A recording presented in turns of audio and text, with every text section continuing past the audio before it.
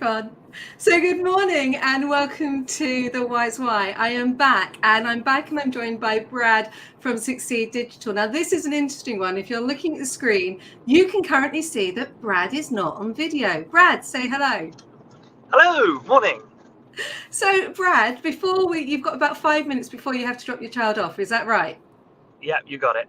So typically with going on camera, things go wrong. So perfection is a moving target and nothing will go the way you want it to. So Brad, quickly, as I know you're driving and I don't want to take up your time, and you are hands-free, is that right? 100%. 100%, just double checking. So you're hands-free. So what happened this morning, very quickly, if it's not going to distract you from driving? Very short version. Slow puncture in the car on the way to school run. Had to go back, switch cars to be able to get my youngest little one to school, who was meant to be there by 9:15 and is about to be dropped off in the next couple of minutes, and they've been very good about it. So yeah, interesting joys of working from home, having 4 kids and managing school runs of a morning. So Brad's probably going to go at some point on disappear. So if he wants to interject, that's fine. But if not, you concentrate on driving. And I'm going to give out a top tip and try and fill this space, which I have not planned to do. And so this is always interesting when you go live and things go wrong and you have to do, and this happens a lot when you're presenting. When I was doing a tour for Nintendo and I was one of the presenters, there was a lot of dead airspace. And how do you fill it? How do you suddenly realize you are talking to a room of no one and you've got to drive that energy? And this is exactly what happens when you talk on camera to a blank screen, and it is really hard and it's a challenge. And what you have to do is you have to think about somebody that really, really loves you, and they are behind that camera and they are cheering you on and they are supporting you. They are clapping you. Now, I know that Annette is currently on the live with me right now, and that makes me feel so much better. So sometimes when I'm shooting a video, I think of Annette because I know she is there supporting me and she's got my back. So that's one tip, is to always think about somebody you love. The next thing I want to talk about as an infill, because hey, why not take advantage of giving some top tips, is about the importance of your voice. So a lot of the time when you are shooting a video, a lot of the time you're delivering a webinar, actually your audience are doing this and they're looking at another screen. They're not watching anything you do. Good morning, Rubina. It's so lovely. As you can see, Brad has got a problem this morning. So I'm live on my own and I'm going to give a top tip called the rhythmic voice. And I'm going to talk about why your voice is so important when it comes to delivering a webinar. Your voice is the key. Your content and what you say is far more important than what you do on camera. So when you get nervous, your voice goes out of sync. You lose your rhythm. Now, your natural rhythm is powerful, really, really powerful. Now, we might know this. Look, Brad, you're back. Are you done? Or are you just saying hello? All done. Right, let me just finish off this rhythmic voice because it's really cool. So Shakespeare wrote in the iambic pentameter. That is a rhythm of doo-dum, dee-dum, dee-dum, dee-dum. It's exactly the same as your heartbeat. So if you feel your voice is going out of sync, feel your heartbeat. Feel your heartbeat. Find your heartbeat and breathe into it. Lean into your heartbeat. If you're public speaking on a stage, just grab your wrist. Breathe into it and it will reset you. So that's a quick top tip that I did to infill. Brad, you're here. Hello. So please. Nice job of infill there, Kirsty. Well done. I'm impressed. I think being a presenter helped at some point. So Brad, feel free to introduce yourself. Lovely. So I'm Brad, now settled from the joys of late school runs. So I work for Succeed Digital Consulting. I run my own micro agency. Our strapline is big agency thinking, small agency pricing, and we do consultancy, strategy, UX, conversion optimization, and design and development of medium-sized websites and commerce websites. It's incredible. So I met you because we connected after Jo came on the Wise Why, and she was talking about cake and some other really insightful things. And she put a little comment of a cake. So can you expand a bit more on that for me? Yeah, so Joanne is absolutely lovely. I've known her for several years. In fact, I invited her originally to a SOSTAC sort of event and seminar that we ran, and cake was just something I came up with during the beginning of COVID. It was a 4-letter acronym, and it was to basically explain how we should treat people. So it was creative, adaptive, kind, and empathetic. So in our outreach, whether that's outbound or whether that's the way we deal with incoming inquiries, ask yourself as a business, do you follow those 4 things? Is what you do creative? Do you adapt to the ever-changing circumstances of the world? Do you always do it with kindness? And are you empathetic to the situation that that person's in?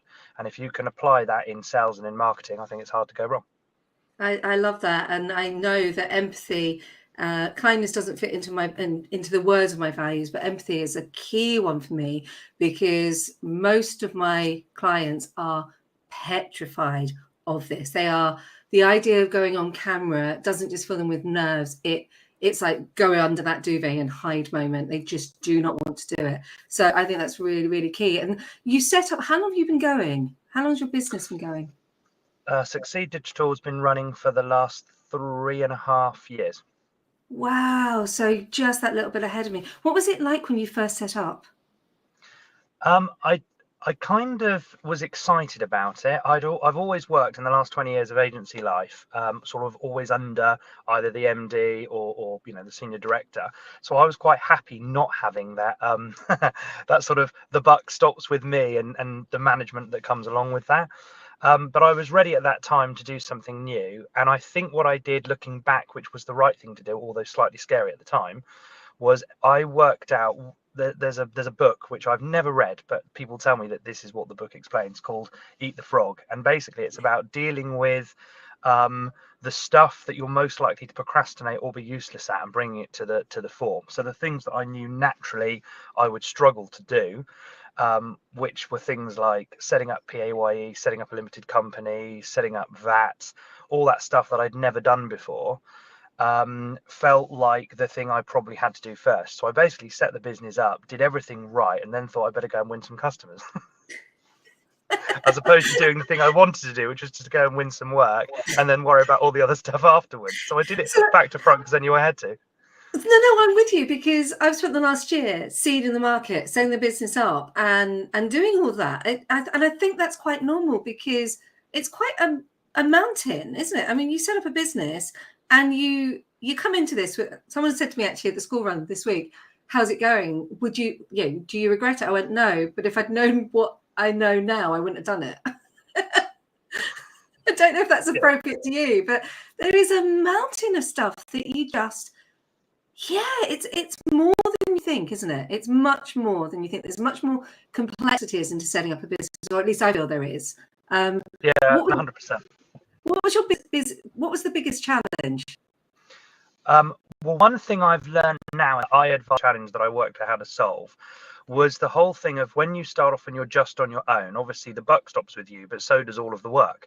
So you're wholly responsible for effectively administration, selling, marketing, delivery, production, and whatever that is. There comes a point where some of those things you're naturally going to be good at, and there are going to be some of those things which perhaps you struggle through and you do your best, but it may not be your core skill set. And what I did was, a lot of people, and some people who might be listening to this might disagree, which is totally fine, but a lot of people will often say, don't be the person in the business, be the person on the business. And actually, I don't feel in my own personal experience that that's actually fully the right advice. I think it's too sort of catch-all. I think the right advice that I've applied that's worked best for me and others I've worked with has been, know what you're brilliant at, even if it's in the business. And if you love it, then do it. Know what you're brilliant at, but that you don't like doing at all, and know what you're useless at and get other people to help you do it better than you. So what I did very early on, probably about 6 months into running it, I devised 3 simple columns. And in my first column, I basically wrote, what am I brilliant at that I absolutely love doing? In the second column, I wrote, what am I brilliant or good at that I absolutely hate? And in the third column, I wrote, what am I useless at that I need help with? And as soon as I broke my business down into those 3 columns, it became really, really clear where I needed to invest my time and where I needed people. And I think once I did that, it was plain sailing within reason. I think that's really good because that helps you to like your A's, your B, and your C task, and you can then work out where you need to proportion your time. I've lost a lot of time this week because I came back to the office after 2 weeks for the Easter break and found that my Teams wasn't communicating, my Calendly wasn't communicating. I lost so much time dealing with the back office. My SEOs had dropped through the floor just for 2 weeks away and not maintaining it. 2 weeks off the business, dropped through the floor. And I said to my husband, I cannot wait to get somebody to do my SEOs. I have lost so much time rewriting all the SEOs, and I still don't know yet because it hasn't fed through to Google if they're going to work or not. But obviously things change, and I think I haven't got the time to focus on that. That's where I need help. So I think that's really key. I think it's important to know what you're brilliant at and what you enjoy. I love coaching. Yeah, give me somebody who's not camera confident and I'm straight in there. I will bring that out of you and I will get you on that camera and I will get you speaking because ultimately that's my goal. And I love doing it empathetically. You're choosing where to focus your time is, I think, one of the biggest learnings we have to learn, isn't it? Yeah, I think so. I mean, someone said to me the other day about, okay, so the thing for me that I personally really enjoy in the business is building the relationship, closing the relationship, and having an involvement in the delivery without having to do it all. So I don't need to own the whole client relationship. But the one bit I feel really precious about is what someone is sold up front. And the reason for that is that if you have a really high level of empathy and a high level of integrity, and you combine those two things together, you've understood better than anyone else what it is they need. You've understood what it is you have to deliver to make them happy. And then the integrity part of the personality means you want to see that through. I mean, the clue's in the name. We want to make sure our clients succeed.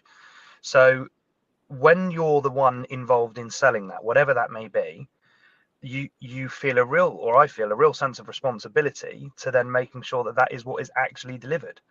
So for me, I can truthfully say, you know, in the next, whatever it may be, 20 years or however long, hopefully this works out and I run it for, I will never stop that part. I would never bring someone in. Oh, we've just lost you. We've lost your sound. Can you hear me, Greg? Yeah, Are you it's just back? come back. Yeah, I'm back. Awesome. I'm just going to laugh. We are live, everybody. We are live. I would never, I'm not sure what the very last thing you heard was, but basically I would never want someone to take ownership or responsibility within my business for that piece. And yet there's other elements of the business which others would be much better suited to and would do a better job and would complement, and the sort of the sum of our parts together would be greater than me doing that thing on my own. But I think you've got to really know in your business, whatever business that is, whether you're a small business of 1 or 2 people and you're looking for who that third person needs to be, or you're a large business working out how involved do I still want to be in this. Maybe there will come a point in the future where I won't feel like that, but I honestly can't say that in the next 20 years I can imagine not being involved in winning and closing our own business, because to me that's the thing I absolutely love doing. Wouldn't swap it for the world. So picking up on that, I get that you don't like the concept of selling something. You like the concept of helping. Is that right? Yeah, 100%. I think sales is a natural byproduct of taking an interest in others. The best sales, if we call them that have ever happened, have been the ones where, in fact, one of my customers said to me yesterday, they said, the thing is that when we work with you, we just know you've got our best interests at heart. So there's always something that is going to come up that we need. There's always someone we're going to need to use, and you're the first person that we call, and we know that if it's not right for you, you'll tell us where to go and get someone else to help. And if it is right for you, you'll sell us it and you'll deliver it. But it doesn't ever feel like a sale. It feels like helping.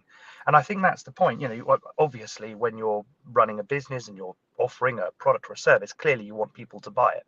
Obviously, but the way you do that, it's always the way you do it that makes people have that warm fuzzy feeling or not, as the case may be. So yeah, look, I suppose to go back to your original question, in a sales environment, the moment.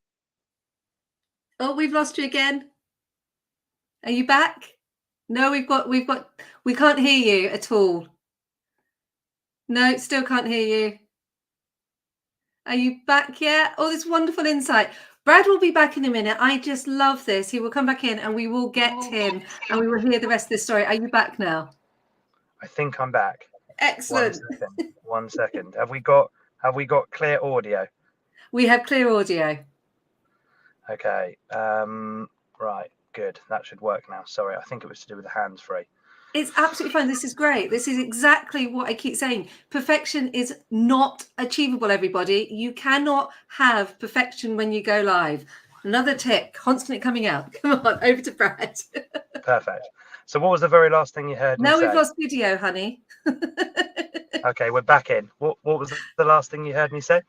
Oh gosh, maybe someone in the audience can tell me because my brain just went. It was we were talking about helping and serving, Oh yes, and then that was it. so And not selling. So I think, to sort of summarize that piece, if you're in a relationship and you're trying to sell something and your first question is, what can I sell them? The starting point is wrong.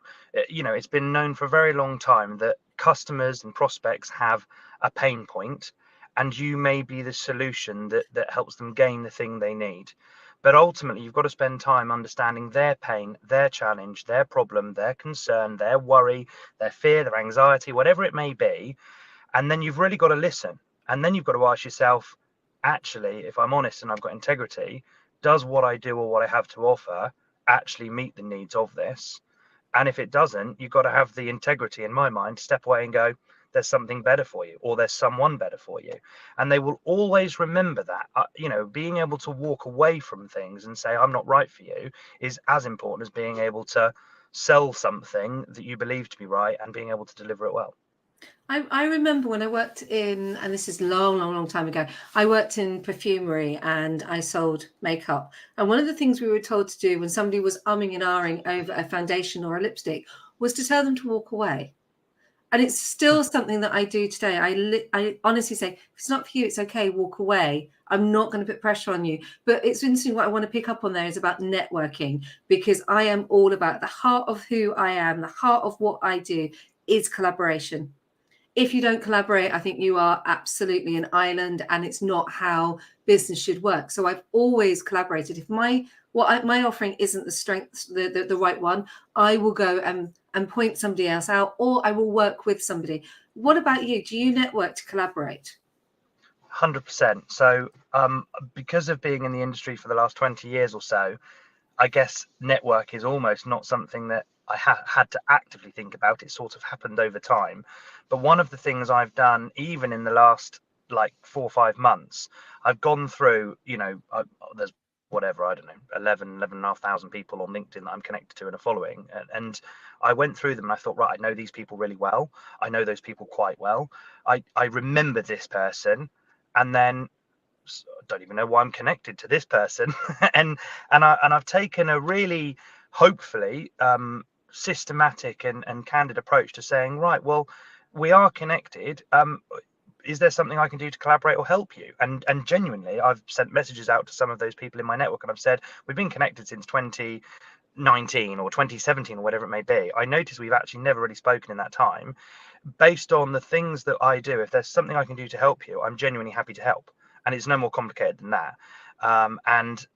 Even off the back of those conversations, a number of really cool things have happened. So inevitably, there are things that we can do to help, although that's not the primary intent or reason for reaching out. It's a byproduct of that.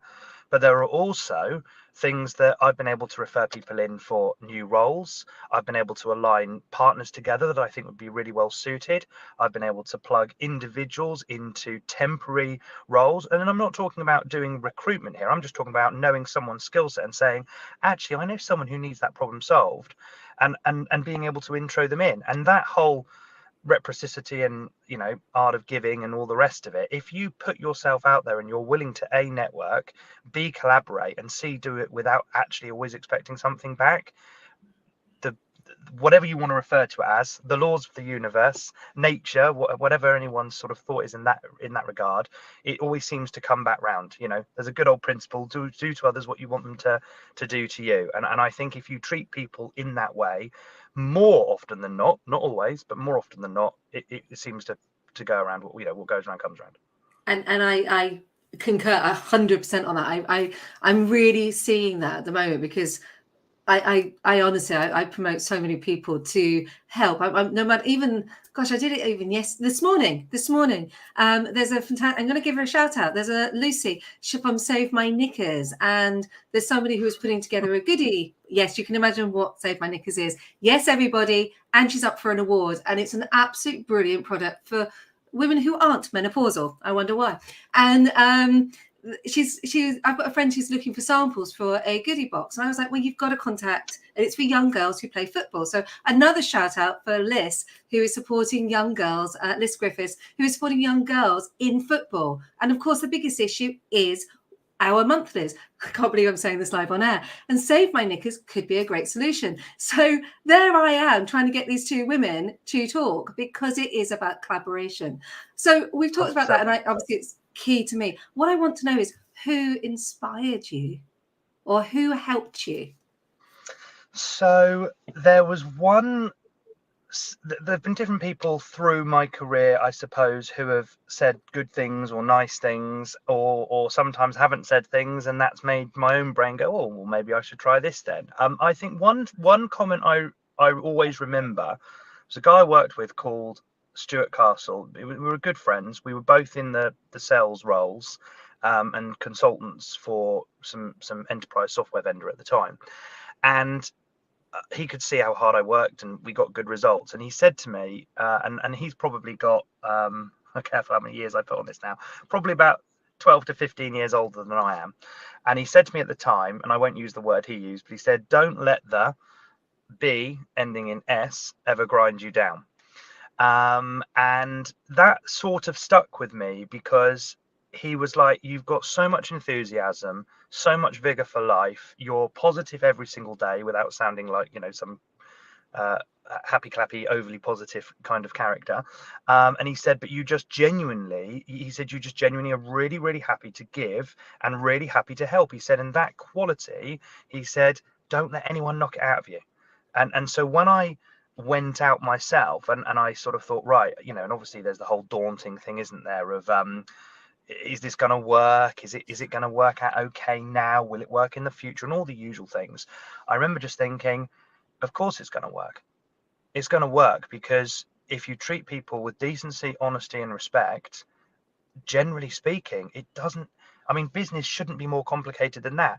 Someone said to us the other day when we were talking to them, it's nice to deal with someone that's just really nice. Now, I've read posts that have said that nice doesn't cut it, or being nice in today's day and age isn't good. And I'm thinking to myself, well, you know what? Maybe they're not the right people to be working with then. So that was one of the comments that really stood out to me. Another thing, I remember my very first MD in the world of agency life. I was 20 years old, so a good 20 years ago now. And on the very first day of entering his business, and that was working for, at the time, a sort of a content management system vendor, which also did some of the delivery and implementation of the services. And his first day he said to me, well, I've heard about you, Brad, and I know you can do a good job. I was like, oh, that's nice. And he said, so there's a brochure, there's a phone, you know what to do.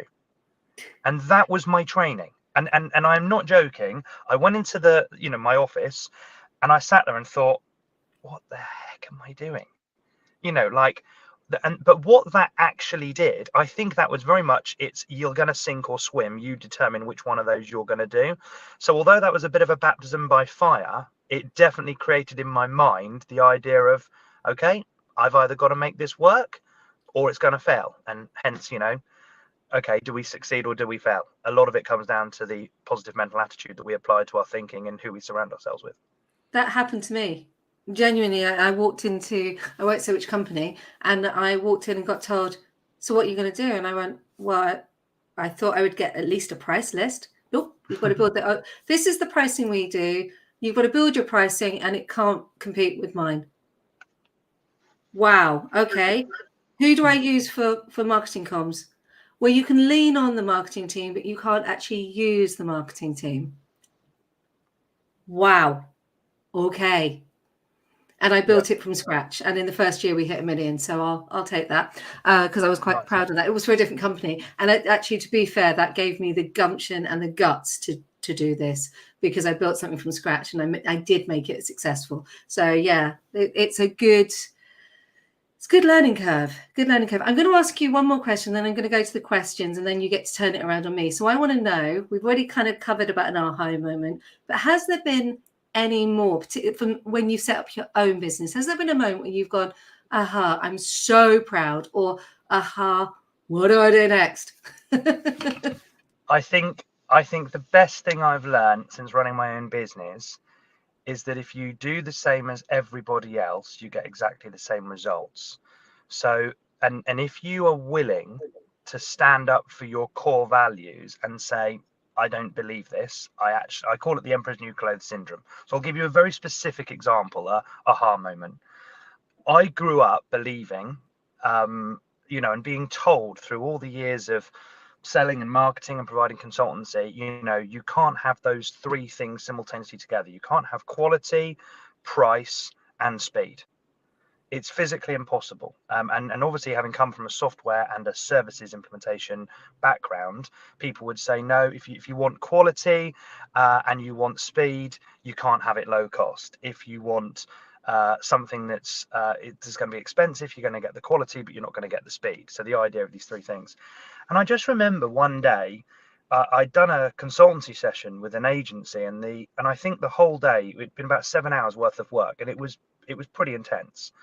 And at the end of it, they said to me, words to the effect of, I've never had so much value in such a short space of time. I've learned more in 7 hours than I've learned in the last 7 years. And that was a really nice compliment, but more importantly than the compliment, it made me think, well, hang on, if you can learn in 7 hours more than you've learned in 7 years, and I've given you a really fair price, I've just delivered you quality, speed, and a really fair price. So that day, I remember it made me think, now, hang on a minute, this is crazy. I need to be letting people know if we do something, hence the idea of big agency thinking, small agency pricing. It's like, we don't need to charge loads of money to do a really good job. We need to look at a piece of work and go, if this piece of work takes us a week, then the whole value-based selling thing, which is so common in our industry, actually, maybe I don't want to sell on value. Maybe I'm really open and transparent and happy to sell on time. It took us 4 hours to do it, you pay for 4 hours. It took us 4 days to do it, you pay us 4 days. So I've re-embedded that back into our sales processes. When we're talking to people about how long things take, they know whether we're fixing it in minutes, in hours, in days, or in weeks. And the relationships we've built with our customers as a result of that transparency, for me, has been the best aha moment in business in the last 3 years, without a shadow of a doubt. I'm going to go yes on that, 100% yes. If I could do a happy dance, yes, yes, yes. Transparency, oh my goodness. I eventually got brave enough to put my pricing on the website, and it was a big step forward for me because, and I'll say it, I'm really clear with this, £500 per delegate per day, 6 hours of coaching, but that will give you so much more, so much more. But we're all scared about being that transparent, and it takes real guts and to be that open. And yet it is exactly why people want to work with us. Transparency and honesty is what drives business. So thank you for sharing that from the bottom of my heart. I'm going to put my glasses on because it's the glasses moment. Everybody.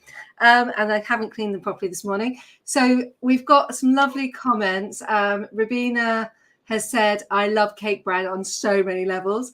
Annette is genuinely doing this. Annette is recording videos, and she has started being a laughter yoga coach, and it's just brilliant. I love watching Annette's journey. Then Annette's like all the attack stuff. Joanne has said, help, support, sound advice. Maureen has said, if you can't help, then share contacts that can. I love the fact this has resonated. Haley, Brad, you are a seasoned pro. I love your insight. Luke, oh, thanks for joining, Luke. Amen, Brad. I've been saying the same stuff for years, and he has, because he said the same stuff to me, and he is part of the reason I'm on this journey. Lovely to hear the values lovely to hear that values like this are still genuinely important to people. Luke, you are astounding. And Maureen just says, well said, Brad. So I've loved this. I love the fact that things have gone wrong. I really do. I love the fact that we've had to go in and out, and it just shows you that perfection, as I said, is not possible. This is where you get to turn the tables completely and utterly onto me and see if I can answer a question. So you go for it. Okay, so in all the years of your presentations and communications and representing the various businesses you've worked with, what was your most drop dead embarrassing moment that you then, as a result, has helped you in that space for the future and given you something positive out the back of it? So this is, and the person that this involves, I love you very much. I really do. And I'm not going to name you. I really do love you. So I was in the middle of a presentation. And of course, I've been presenting and coaching and doing sales training for years. So I know how to read an audience, and the audience were falling a little bit asleep. So I decided to go and get the goodie bag and go through the goodie bag, because I knew we'd get some oohs and it would bring them back. And then I could bring the audience back to the point of what I was presenting about. So I was deliberately diverting their attention to bring them back into the room. And as I decided to do this, because I didn't warn the person at the time, they thought I'd gone off topic. And they thought I'd gone slightly mad. So I pulled out, and now this will make Luke really laugh, because we actually got these things together, but this is for a different company. I pulled out the bendable ruler. As I pulled out the bendable ruler, my boss, the gentleman at the time, turned around and said, too much information or something across the room full of people. And this was senior CEOs, the exec suite. And as I pulled the ruler out, it hit me on the nose. Oh, no. And I stood there and I went, as you can see, because I've got years of presenting, as you can see, it's really flexible. The kids are going to love it. And you can use it to hit yourself on the nose. Put it back in the bag and continued on. And then went on to talk about the products and the services that we offer, because I was diverting. It, needless to say, we then went fly fishing. I've never fly fished in my life, didn't catch anything. But every single person who was fly fishing came up to me and went, love the presentation, particularly the bop on the nose. Isn't it funny how those little things that break the session up that weren't meant to be planned, often the things most memorable, but actually build the greatest rapport and opportunity for conversation? So important, because if you are losing your audience, and this is, again, it's another top tip. If you're in and you're presenting in a room, you've got 100 odd people in there, and you can see the audience is twitching, you've got to do something that will bring them back. And it can just be saying, do you know what? I can see you're bored. I can see I've lost you. Let's have some Q&As. It can be anything that you need to do to re-energize the room. Now, bendable rulers, hitting the nose, not necessarily what I planned to do, but it did work. I will always hold that deep in my thought. And I will say to the person who said it, I still love you. So please don't think I was criticizing you in any way, because I'm really not. I'm loving that people have found that funny. So yeah. Brad, it's been an absolute joy. I have loved the fact things have gone wrong. Thank you for spending your time. Safe journey. Thank you for having me. Yeah, no worries. Lovely to see you. And thanks everyone for the comments as well. No problem.